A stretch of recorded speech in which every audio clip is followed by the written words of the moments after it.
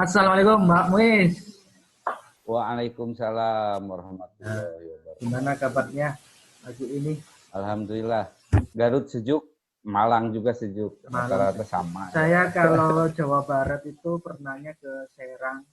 Serang Banten ya? Wah, Ke Banten. Bogor. Ke Puncak Bogor, Jawa Bogor Barat. 2 kali saya. Pernah Hmm, dinas luar di sana 2 kali ke Cisarua. Sampai ke Baru. Cipanas saya pernah. Wilayahnya karakternya sama dengan Malang, Mbak. Iya, Sama dengan Garut relatif. bahasa Sunda itu. Tapi Iya, kalau ke Pak. Serang, wah, saya nggak kuat kalau di Serang. 2-3 hari pasti sakit. Lebih daripada 2 hari sakit.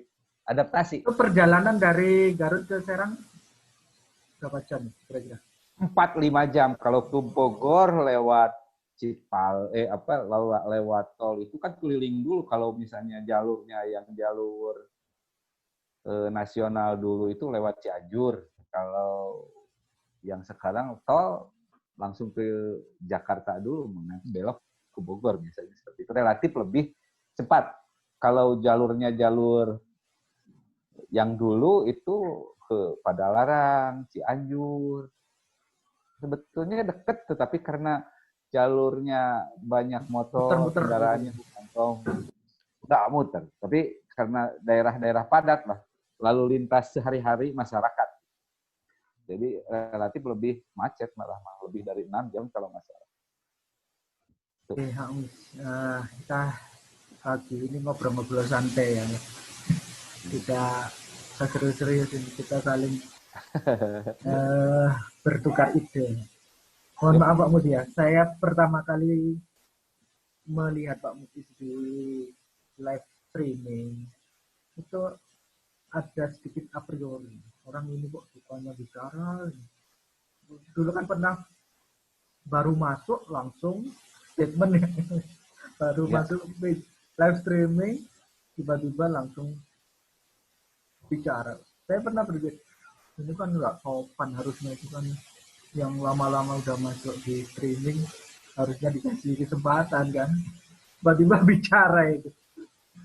Itu kadang-kadang pertama awalnya saya itu a priori berpikir agak sedikit negatif ke Pak, tapi lambat laun karakter Pak sudah memahami karakter seorang orator, seorang pemimpin yang menuangkan banyak ide-idenya sebenarnya. Ya itulah, saya berpikir bahwasanya kita itu nggak bisa melihat orang itu secara langsung. Kita menyimpulkan seorang itu begini itu nggak bisa, harus nggak bisa lah, nggak boleh secara langsung pemikiran. Harus kita perlu mendalami, menyelami, kayak penelitian itu loh. Kita observasi awal langsung kita buat kesimpulan, itu kan nggak boleh. Harus ada penelitian mendalam untuk membuat sebuah kesimpulan. Itu Pak Mus, pandangan saya tentang Pak Mus. Hampir semua kesan pertama itu memang bisa dilihat dikarenakan ketika awal bertemu. Saya waktu itu punya pemikiran. Yang lain normatif semua berpikir kerangkanya adalah sebagai seorang guru. Karena ada pertanyaan tentang sebuah kepemimpinan yang live, ya yang waktu itu live, dan juga saya harus berstrategi agar bisa nantinya di pembicaraan saya diakomodir. Nah, saya akhirnya bicara, dan itu bukan berarti tanpa sebab. Sebab di pembicaraan itu membicarakan tentang kepemimpinan, yang lain bicaranya hitam putih. Nah kan waktu itu relatif agak panjang saya berbicara karena saya mengalami jerih payahnya bagaimana plus minusnya jadi seorang pemimpin. Gitu. Kalau yang lain kan relatif bahasanya maka nyindir terhadap kepemimpinan, bahwa misalnya banyak pemimpin yang diam, dan itu yang ada di otaknya. Akhirnya saya disebutnya menjawab pertanyaan itu dengan kondisi yang pernah saya alami menjadi seorang pemimpin itu. Kalaupun misalnya berapriori dan yang lainnya, waktu akan menjawab. Akhirnya Pak Tata juga bisa menjawab. Lebih akrab dengan saya dari itu. Itulah jawabannya. Kadang-kadang orang kan memang kita itu terlalu pemikiran kita itu ya, saya mengkoreksi diri saya juga. Melihat seseorang itu kelihatan negatifnya. Padahal seseorang manusia itu kan ada sisi negatif, ada sisi positif, ada kelebihan, ada kekurangan. Jadi saya itu sampai berpikir begini, Bang. Saya ingin membuat komunitas apa ya, orang-orang yang memandang seseorang itu dari sisi positif.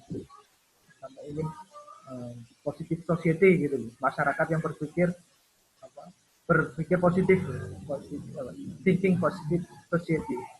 Saya melihat banyak kita itu berprasangka, prasangka kita itu belum tentu benar, terus prasangka itu kita jadikan kesimpulan, dan kesimpulan itu kita jadikan sebuah keputusan. Jadi ketika keputusan berdasarkan prasangka yang salah, tentu itu keputusan yang salah dan berakibat yang tidak baik juga kan. Keputusan berdasarkan sebuah prasangka yang salah. Menurut kamu gimana? Sebagai seorang pemimpin, pernah nggak mengalami seperti itu? Bukan pernah, memang itu adalah kerjaan harian seorang pemimpin.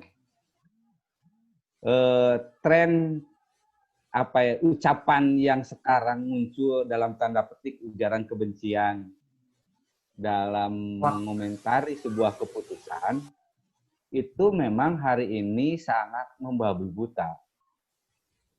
Dan juga itu ya saya tidak akan menyalahkan memang karena trennya hari ini adalah tren untuk bisa bahasanya karena munculnya meme dan hoax itu dan juga merasuk kepada pemikiran orang-orang, baik itu bahasanya bahasa politis ataupun yang lainnya, itu budayanya menyebar sampai ke asalnya itu meme misalnya dari politis sampai ke wilayah-wilayah pribadi juga sekarang akhirnya ya ujaran kebencian itu ya merasuk gitu. Kalau misalnya tidak ada undang-undang yang membatasi hal itu, ini adalah satu presiden buruk bahwa kita nanti tidak ada apa disebutnya berpikir yang jernih, berpikir yang benar.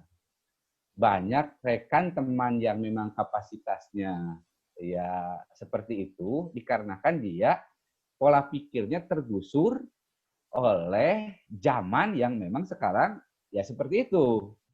Kalau misalnya tidak ada counter pemikiran, counter meme, kalau itu membenarkan atau menyalahkan atau misalnya membuat sebuah jawaban, maka kita memang tidak bisa menghalangi bahwa ujaran kebencian itu menjadi sebuah kebiasaan dan pembicaraan buruk itu menjadi budaya.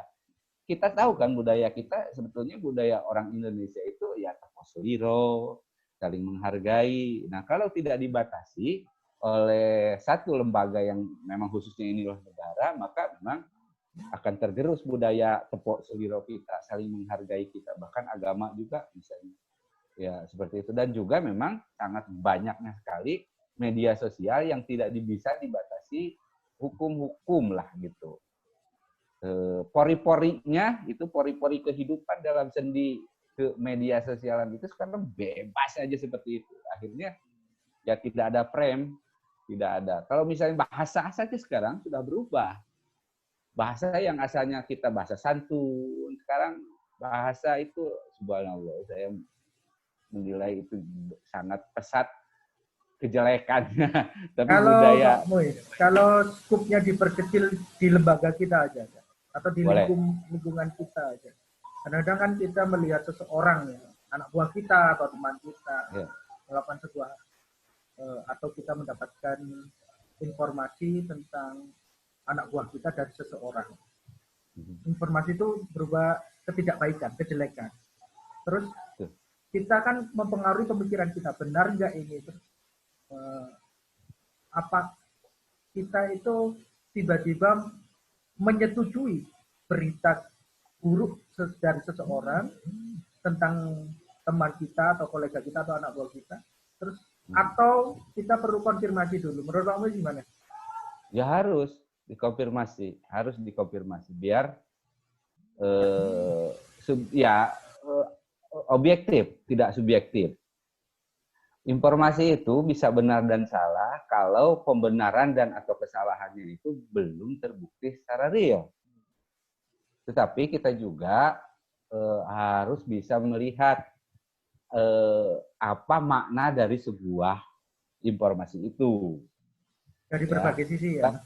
Nah, dari berbagai sisi, ya sosial, ya pribadinya, gitu ya. Mungkin itulah apa disebutnya fungsi dari seorang pemimpin untuk bisa menjernihkan, menyelesaikan, dan juga meluruskan.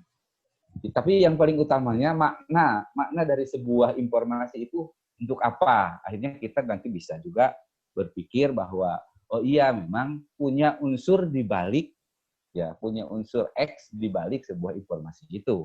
Andaikan berita itu sebuah kebenaran, Pak Musa. Maksudnya ini ada seorang yang berkata buruk tentang seseorang dan itu benar. Kita sebagai seorang pemimpin itu bagaimana? Apa harus menghukum dia, anak buah kita, atau tetap memberdayakan dia sebagai seorang anak buah dilihat dari sisi positif? Bagaimana? Iya. Sesuai fungsinya, pemimpin itu bukan justifikasi untuk menghukum sebetulnya. Tapi prinsipnya adalah perbaikan untuk sebuah kebenaran. Satu visi, satu misi. Sebab satu pemimpin berarti punya visi misi lembaga ataupun visi pribadinya. Pribadi juga itu prinsipnya adalah dalam lingkup sebuah kepemimpinan. Jadi, kalaupun ada sebuah kesalahan yang dilakukan oleh bawahan kita, itu kita sebetulnya harus, kalau pemimpinnya cerdas, harus bisa membimbing, mengarahkan ke arah yang lebih baik, ke arah yang lebih produktif. Ke arah yang lebih produktif. Memang susah. Merubah karakter dari seseorang itu ya relatif tidak sebentar, dan juga perlu sentuhan-sentuhan yang memang tidak mudah. Makanya memang fungsi pemimpin itu sama seperti kita ketahui bahwa Nabi Muhammad juga Nabi kita gitu ya, bahwa menemui beberapa orang yang memang karakternya ya tidak sama antara yang satu dengan yang lain, tapi sentuhan-sentuhan itu mengarahkan kepada kalimat tauhid lah, masuk Islam lah, seperti itu. Akhirnya bukan sebuah kebaikan peperangan itu, tetapi peperangan itu adalah contoh terakhir untuk sebuah penyelesaian masalah. Kalau kita kontekstualisasikan di masa sekarang ya pemecatan atau penghukuman itu jalan terakhir ya. Iya, betul. Kalau masih bisa diperbaiki, masih bisa diberdayakan sisi positifnya orang itu, kenapa tidak kita berdayakan ya? Yang kita nanti tiba-tiba kita hukum, kita pecat, misalnya ya, kita nggak punya orang yang lagi untuk diberdayakan, untuk membantu. Persis seperti itu. Pemimpin kan serba salah juga. Nanti kalau kita bekerja sendiri kan ya gimana ya? Ya itu, betul. Tapi kadang-kadang orang yang dianggap disebutnya hari ini dianggap buruk, besok kita malah menguntungkan bagi kita. Biasanya ya orang yang seperti itu bukan berarti disebutnya ya karakternya seperti itu, tapi belum terkomunikasikan bagaimana cara mengarahkan, memproduktifkan orang yang memang belum menemukan keahlian kompetensinya di bidang apa dulu. Jadi seorang pemimpin kita harus mungkin ya ini mampu mengarahkan ini, dia kalau di bidang ini nggak produktif, ini kalau di bidang ini mungkin bisa aktualisasi diri ya. Betul, ya? Persis seperti itu. Betul, persis seperti itu. Itu adalah jalan baik dari seorang pemimpin, dan keberhasilan seorang pemimpin adalah berhasil mengarahkan orang-orang yang tidak sesuai dengan kapasitas yang diinginkan hari ini dengan potensi orang itu untuk dimanfaatkan di masa selanjutnya. Itu saja. Terima kasih. Gitu. Yo, say. Itu aja dulu. Mantap. Ya. Dari di share itu aja potongan yang setelah dieditnya oleh Bapak. Mantap. Gitu saja. Iya, itu aja dulu. Kita kali ini ya. Terima kasih Pak Muiz atas share-share ilmunya, pengalamannya tentang kepemimpinan ini tadi, tentang bagaimana menjadi seorang pemimpin yang bijaksana, memberdayakan orang-orang yang tidak sepaham atau yang tidak mampu di bidang tertentu menjadi mengarahkannya, potensinya bisa dikembangkan di bidang yang memang seorang pemimpin harus mampu mengarahkan dan mengembangkan dan mengetahui potensi anak buahnya. Ini cocoknya di mana? Ini cocoknya di mana gitu ya. Betul, persis seperti itu. Itu Pak Muiz, terima kasih atas ilmunya. Kita akhiri podcast kita hari ini. Hari ini saya rekod hari Senin tanggal 28 September 2020. Saya selesai bekerja tadi mengajar anak-anak secara luring. Luring itu secara tatap muka Pak Muiz. Kalau saya di saya itu dijadwal seminggu 2 kali tatap mukanya. Yang 4 harinya itu daring online. Ya pakai Zoom, pakai Google Classroom, pakai WA Group. Jadi, tetap ada luring, tetapi tetap memakai protokol kesehatan. Insya Allah. Ya, bagus. Kita bagus. ikuti arahan pemerintah aja. Ya memang demikian. Itu Pak Muiz, statement terakhir untuk mengakhiri podcast kita hari ini. Pak Muiz, monggo silakan statement terakhir 1 menit. Pemimpin terbaik adalah bukan pemimpin yang cerdas, tetapi pemimpin yang bisa menyelesaikan tugasnya tanpa ada efek samping yang lain. Itu yang ideal. Walaupun prosesnya itu adalah nanti disesuaikan dengan kapasitas dan kemampuan seorang pemimpin itu sendiri. Itu saja. Terima kasih Pak Ajis. Terima kasih. Kita akhiri podcast kita kali ini. Assalamualaikum warahmatullahi wabarakatuh. Waalaikumsalam warahmatullahi wabarakatuh.